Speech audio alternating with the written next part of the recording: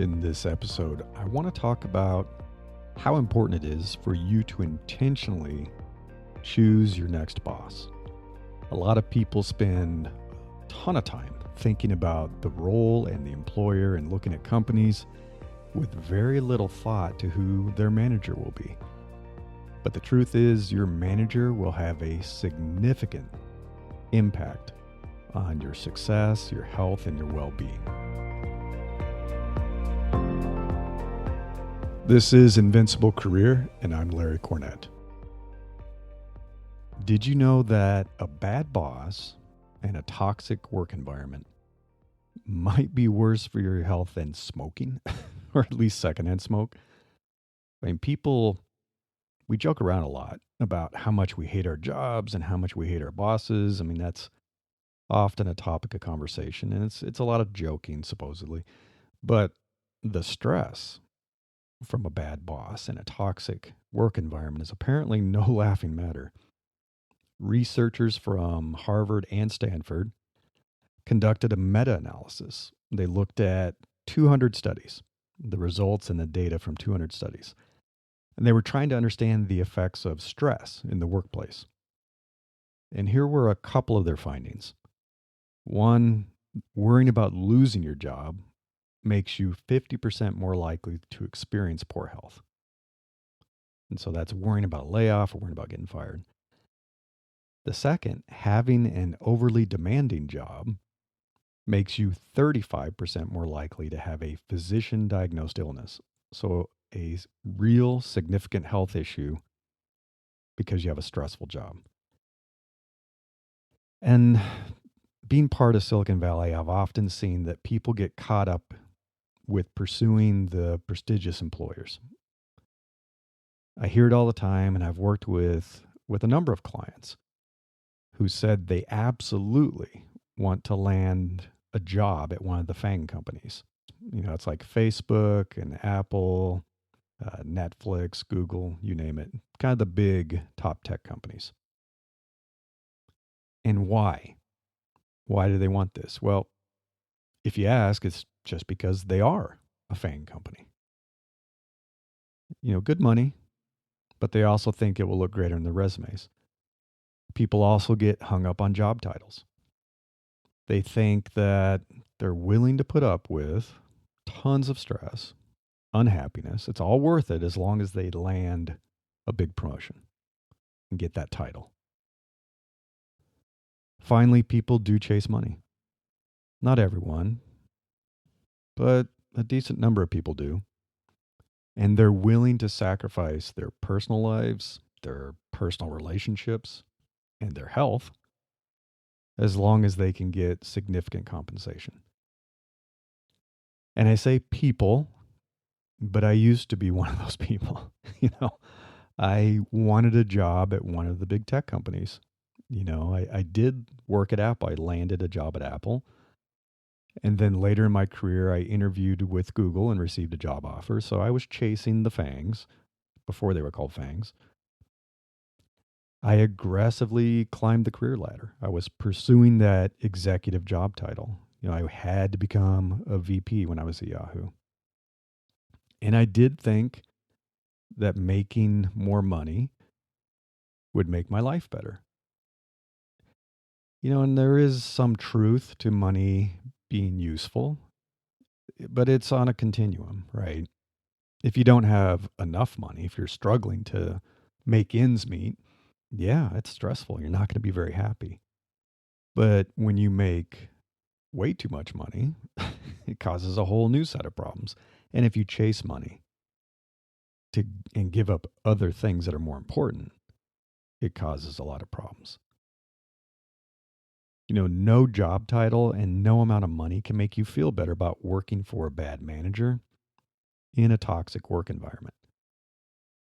Eventually, the stress and the anxiety, it catches up with you. It's just not worth it. There's some research by Clarine Jacobs that was published in a journal article called Ineffective Leader-Induced Occupational Stress. So this is linked in the newsletter. If you go to newsletter.invinciblecareer.com, This is issue 305. Don't let a job kill you. So here are some of the findings. Nearly 70% of employees rated work as a significant source of stress. Almost 75% of workers rated their leader, their boss, as the most significant source of stress. And I think we've all seen that. Roughly 80% of workers experienced stress-related physical symptoms, and that's fatigue and exhaustion, irritability, anger, loss of interest and motivation, loss of energy, headaches, stomach issues. 51% of workers reported decreased productivity because of stress. And more than 75% of employees believe that they are under more occupational stress than previous generations, which is probably true.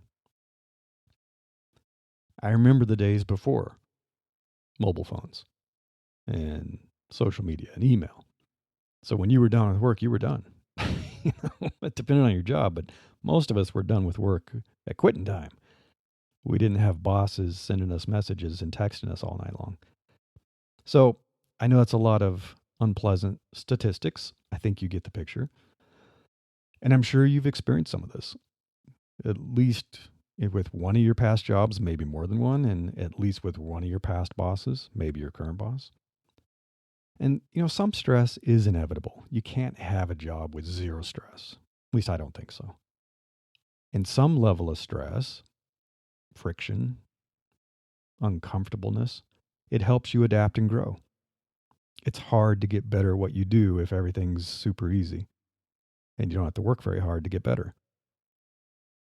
However, high levels of sustained stress, it's awful for you. And if you're already dealing with other issues, so you've already got issues with your health, or you're struggling with some personal relationships, the added stress of work can push you beyond the limit of what you can manage. You break down. So, how can you ensure that you'll be working for a good boss when you make your next career move? Well, first thing is you got to choose your boss. And a lot of people don't think they can. And I don't think I did in the early days of my career and when I used to work. It was like my boss was whoever it was. But as I was making career moves later during my career in Silicon Valley, I knew that I probably should think about who I'm going to be working for and that I should choose. It should be somebody I know, or at least somebody I know a lot about, so I know what I'm getting into.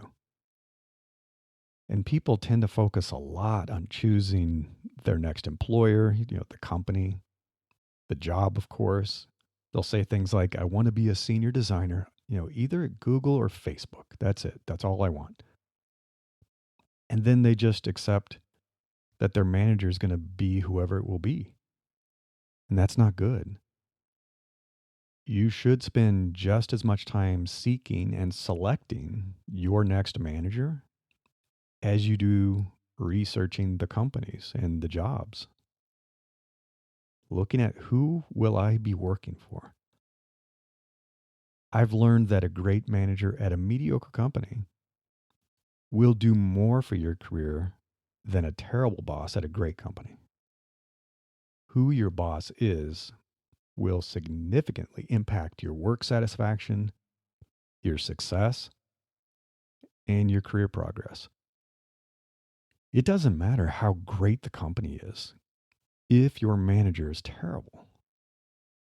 Your self-confidence, your health, your career growth, it can all be ruined by a boss who tears you down, who doesn't support you, and maybe even blackballs you for the rest of your career. I've seen it happen. I wish that it didn't, but I've seen it happen. Where a vindictive boss will give really negative feedback when people call to ask about a past employee. And this person's left wondering, why am I struggling to get interviews? Why does nobody want to talk to me? And then they do a little digging around. There are actually services that can help you with this. And I linked that in the newsletter. You can also talk with people who are making the calls. You can do a little bit of poking around and find out it's like, wow, they're really tearing me down. No wonder I can't get an interview.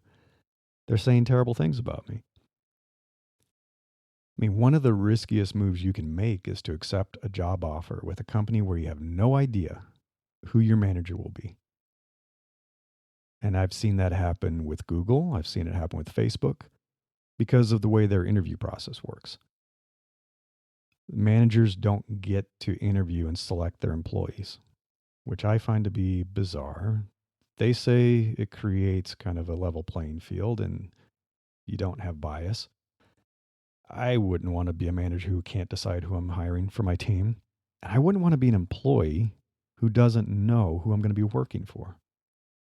It's risky. You get hired by a great company, great salary, and then you find out you're working for a jerk. It's even riskier to accept a job offer when you already know that your manager is going to be a problem. You already know. You saw it during the interview, you heard bad things, and you said, it's a great company. It's a great offer. It's a lot of money. I'm going to go ahead and just try to make it work. But is it worth it if that bad boss holds you down, doesn't promote you, you don't get ahead, or even worse, kind of blackballs you for the rest of your career? Was it worth it? Sometimes everyone will agree that someone is a bad boss. I mean, the writing's on the wall. Everyone talks about it. However, sometimes a boss, it's just fine for someone. Maybe someone's a good boss for a certain type of person, but their leadership style and their communication style, it just doesn't work for you. So it's not that they're bad, they're just not right for you. But it's still important to know. That's why it's so important to ask the right questions, do your research, and uncover any red flags before you accept that offer, before you join the company. And one thing, I cannot emphasize enough how important it is for you to talk with past employees, people who have worked for who your potential manager is going to be, people who know them. That will often be your best source of reliable information and really honest answers because they don't have as much to lose. They're not going to get fired. They don't work for this person anymore. Sometimes current employees are just afraid to tell you the truth. They're afraid to say anything negative about their boss. They're afraid it's going to come back to bite them. So you won't get a straight answer from somebody that's working at the company right now. I've always talked with past employees and found out what was it like to work for that boss? What is the company like?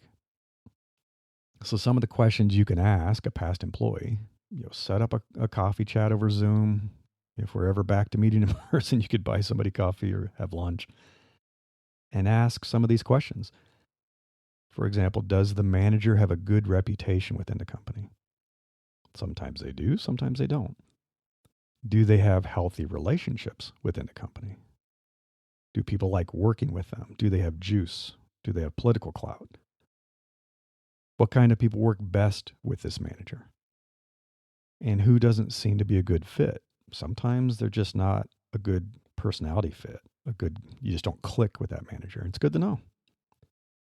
Does the manager invest in the team? Do they invest in the people? Do they try to grow them and promote them, or do they always hire from the outside? How do they make decisions? Is it data-driven? Is it consensus-driven? Do they talk with the employees, or do they just act like a dictator and say, this is the way it's going to be?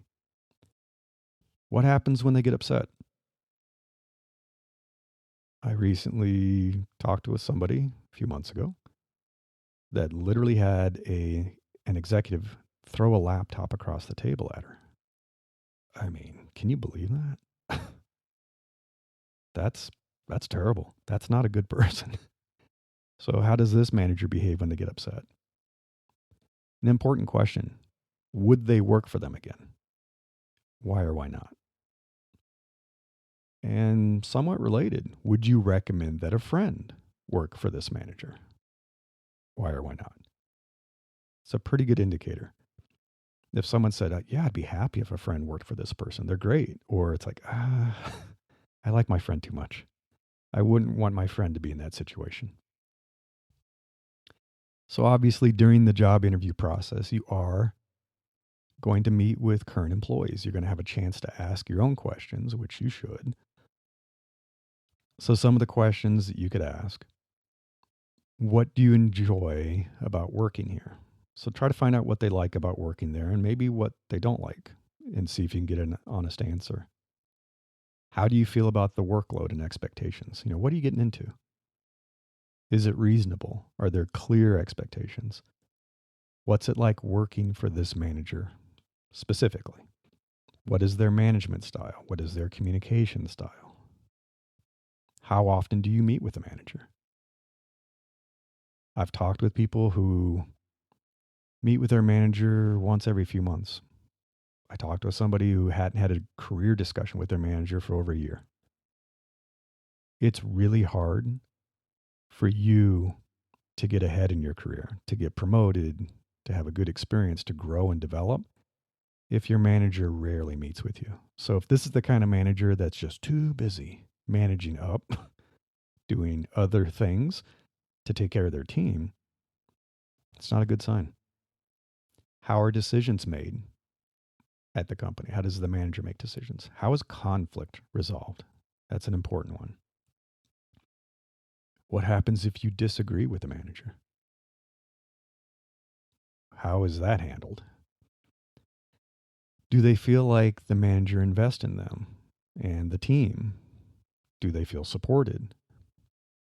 How is success measured? So how do you determine who gets rewarded? Who tends to get promoted? Is it because of performance, or is it because of politics? Or is the loudest voice in the room the one who tends to get promoted? Ask them how they've grown at the company. And what does their future look like with the company? Do they see a career path? Are they going to stay? Find out what kind of person doesn't do well at the company. So there are probably people who've quit or been fired. What happened? Why?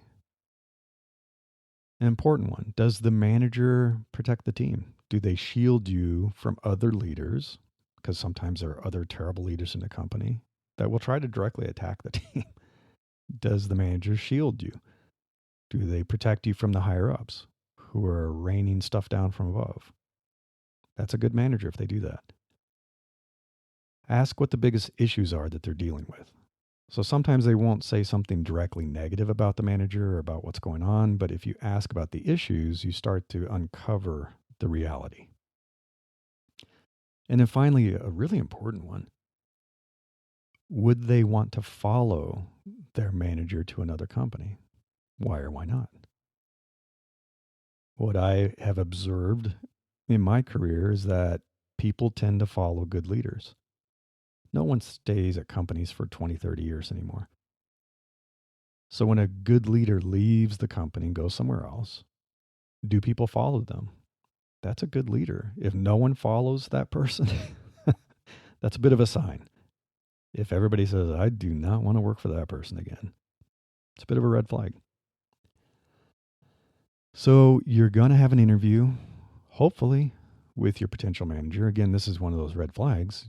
If you don't get to talk to your actual manager, your potential manager, wow. I'm sorry, I just don't think it's a good opportunity. So I'm assuming you've already said no to things like that. So you're talking with your potential manager. They're asking you questions, and now you should be asking questions too.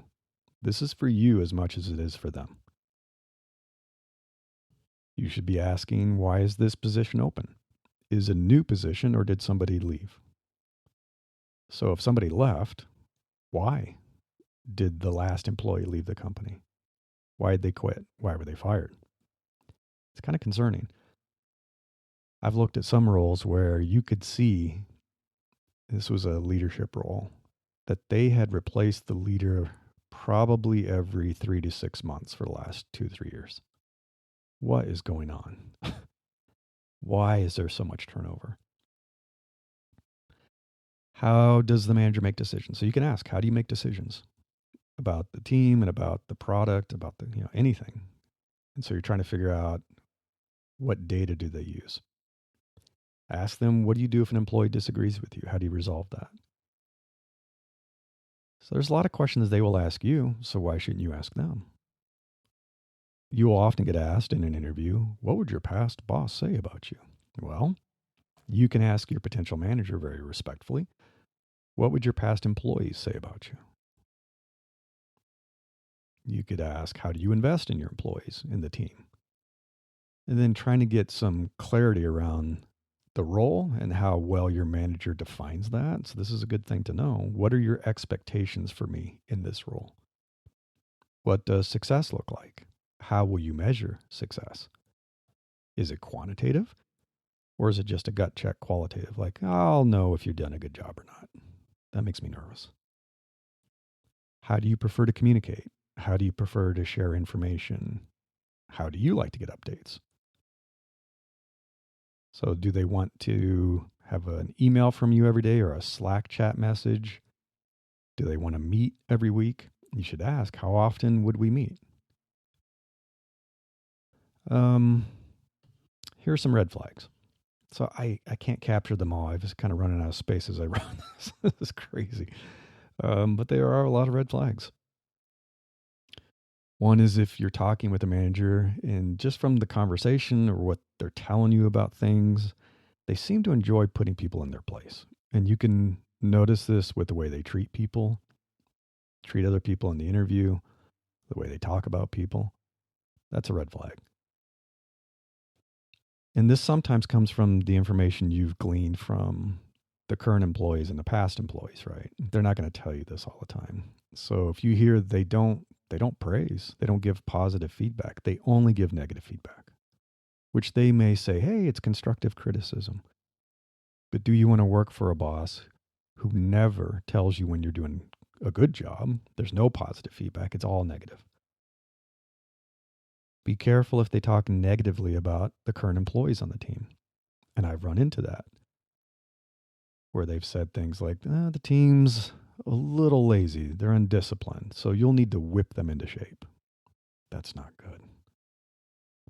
They speak negatively about their peers. So they have some kind of an internal battle going on with a different leader in a different team, or about their higher ups. They're all idiots, but we've got it figured out. They brag about their ruthlessness and how it helped them get ahead in their career. And that sounds kind of ridiculous, right? But believe it or not, I have experienced this with more than one leader in my past, where they literally were in a meeting bragging about how ruthless they were, about how they destroyed other people to get ahead, how they stole people's jobs. It's like, good for you. I don't want to work for you. If they talk negatively about past employees, and I've seen this too.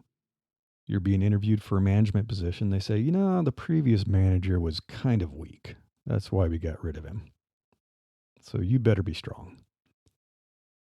If they cut you off when you're speaking, they're asking questions, you start to answer and they just cut you off. Or you try to ask a question, they cut you off. And that's another red flag if they're very controlling of the interview flow. If they will not let you ask questions during the interview, if they keep cutting you off and say, save your questions till the end, it's like, well, forget this. This is a two-way street. You don't own me. I want to talk with you about what this role is about so I can ask my questions and be sure I want to work here. If they seem evasive when they're answering your questions, or they're using defensive body language if you're on a Zoom call with them, it's like, I don't think they're being honest about this. If they don't behave respectfully during the interview, it's kind of a bad sign. If someone's barely listening to you and they're reading email on their phone or they're talking with someone else, they get up and leave the room and keep leaving the room to take a call. And that's happened to me before. It's like, wow, if they are not on their best behavior while they're interviewing you, guess what they're going to be like as a manager? Also, if they make negative comments about you, about your past experience, your employers, your degree, or the school you went to. Again, who would do that? Well, a bad manager would. I've heard stories where they've said, literature degree, that's useless. That seems kind of useless in this market. You couldn't study something better? Or making fun of your school. It's like, I don't want to work for this person. If they have unreasonable expectations for the role and what you can reasonably accomplish. So you'll be brought in, they'll say, hey, we're going to do a big redesign, and I want you to redesign the entire product in like 5 weeks. We got to get it out. We got to get it out in time for this big conference that's coming up. That's not a good sign. If they don't have a clear definition of what success is or how they're going to measure it, then you're going to be evaluated based on their whims. If they tell you you should feel lucky if you get a chance to work there, it's like, wow, you'll be lucky to work here. You'll be lucky if we hire you. Well, no thanks. Strangely enough, here's one that you wouldn't expect, but they act way too friendly. So if they're way too positive, way too friendly, quick to try to hire you, trying to convince you that the job is perfect, the workplace is perfect, they're not realistic because it is a two-way street. So if it doesn't seem like they're trying to interview you or they're not making their own assessment, they're just trying to hire you as quickly as possible and try to make you feel like everything's perfect, that's a red flag. Something's wrong. If the current employees act nervous or artificially happy, so they've drank the Kool-Aid, right? And it's like, oh boy, I love working here. It's perfect. You should join us. It's like nothing's perfect. So if everybody's acting artificially excited and happy, that's a bad sign. If past employees, they just directly warn you. They're like, don't work for that person. You should trust them. Or if they say, I wouldn't work for that person again. If you hear that the manager tends to use fear and threats and intimidation to get things done. And I've worked for people like that. That's a horrible experience. No one likes to be threatened every day. And then finally, if the past employees seem afraid to answer your questions, so they're really nervous. They just want to make sure it's like, hey, if I tell you this, do not mention my name. Don't be very specific. They're worried. They're worried that this past boss could blackball them, could do something negative to them, even from beyond the walls of the company. And that's kind of scary. So it isn't always about the boss. Sometimes it's also about the work environment too, right? I tell people, and my clients in particular, that different people thrive in different environments. There isn't a one-size-fits-all great company or a one-size-fits-all employer that's best for everyone. You have to think about what type of company is the best fit for your next career move. Do you work better in a smaller company where you tend to know everyone, like a company of 50 to 100 people? Or do you like a larger company? A big corporation has a lot of perks and retirement benefits and stuff, pay for education and free food. Do you want more potential upside with the associated risk? So, like a startup. Or do you prefer a more stable company with minimal risk? And I will make this point. There is no such thing as no risk. I don't care how big the company is. I don't care how profitable the company is. Doesn't mean that your risk is zero. Layoffs, and I've been places where entire teams were laid off because the company changed its mind about a product. The company's doing just fine, but they decide, don't need that anymore. Everybody's gone. There's no such thing as zero risk. And do you care about how the company makes money? So there could be, does the company make money through advertising, or is it through subscriptions, or is it through direct sales? How does the company make its money, and do you care? So your answers to all these questions will help you define the ideal company. And you should define, what does an ideal employer look like for me? And then you can compare opportunities to that ideal and say, how close is that? How close is the match to what I'm looking for?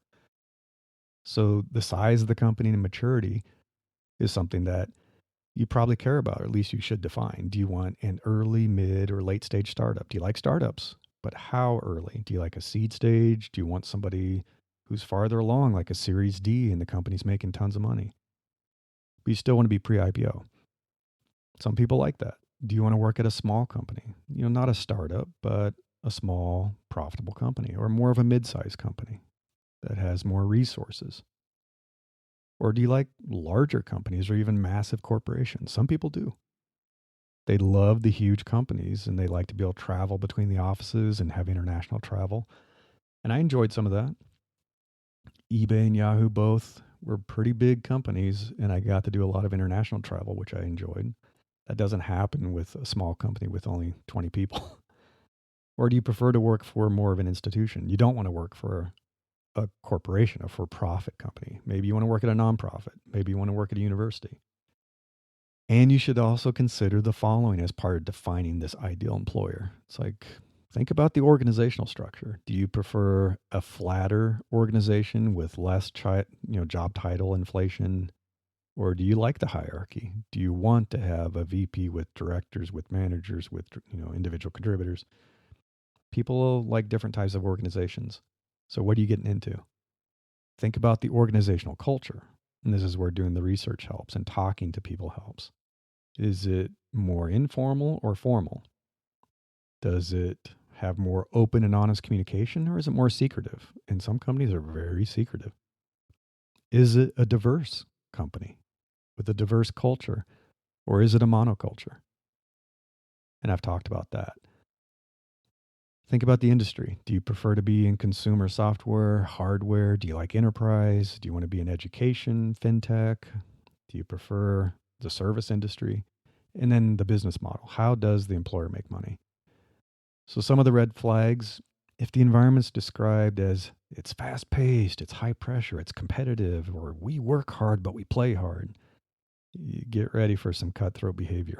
You're going to be competing with your coworkers. You're probably going to have poor work-life balance, long hours, and lots of stress. Similarly, if they tell you you're going to be joining a rocket ship, it's like, it's going to be stressful. It's going to be long hours. And they're telling you it's a rocket ship. You're going to get rich. If everyone has to wear multiple hats, it's common at a startup. You have to get used to that. But in a larger company, it's like, that means you're going to have 4 jobs, but only be paid for 1. If they overly emphasize the perks, if they keep talking about the perks, it's like, wait a second. There's lots of free food and we have really cool parties. Like, is the job really that stressful? It's not that good that you're trying to entice me with all this free food. If they lowball your compensation, they keep talking about, hey, you're going to have a lot of earning potentials, but we're not going to start you out with a very good comp right now. Or they promise you, you're going to get rich from the equity.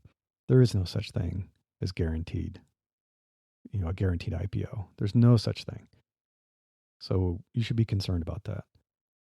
If you're told, hey, we're all family, everyone here is family. It's like, no, this is a job and we're coworkers. If the culture is a monoculture. So if you're jumping into something where it's like, wow, these are all MBAs from Stanford, that's a monoculture, and that's concerning that there isn't diversity at the company. If you look at the business model and it doesn't seem viable, it's like, I don't see how this is going to work, or it doesn't seem sustainable. I don't think this is going to work for very long. You should be concerned. And if you just don't like how the company makes money, I've told myself I don't ever want to work at a company again that makes money through advertising.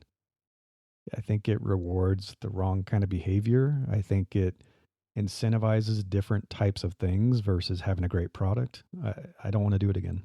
So you should think about these things. So in the end, I'm really just saying you should be intentional. Be very intentional.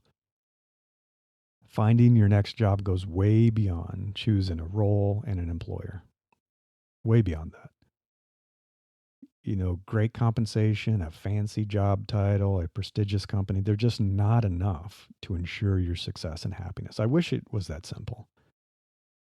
But factoring in the dynamics of human relationships is really important. You can thrive in a great company culture, or you could feel miserable every day in a toxic one. What do you choose? Likewise, you can watch your career success and personal fulfillment soar under a great leader, and it can. Or you could have your hopes dashed by working for a terrible manager. Which do you choose? Be very intentional when you choose your next boss. Your success, your health, and your well-being depend on it. Thanks for listening. I hope you enjoyed this episode, and if you would like to follow upcoming releases of the show, please subscribe. And as always, I appreciate your ratings and reviews. Thank you. If you would like to learn more about Invincible Career and the podcast, you can visit invinciblecareer.com. Until next time, I wish you the best of luck in becoming an opportunity magnet for the best things in life.